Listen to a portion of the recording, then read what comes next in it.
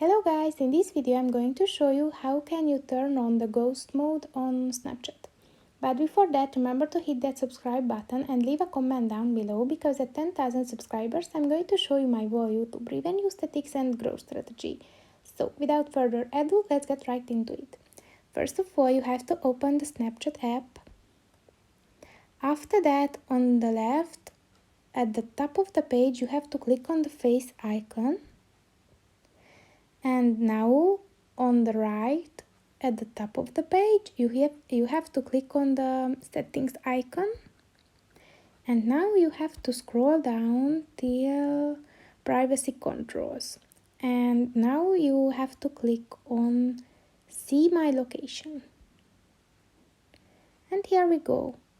You have to click on the button and you have to choose a time, 3 hours for example. That's it for this video guys. Don't forget to subscribe and I will see you in the next one. Bye!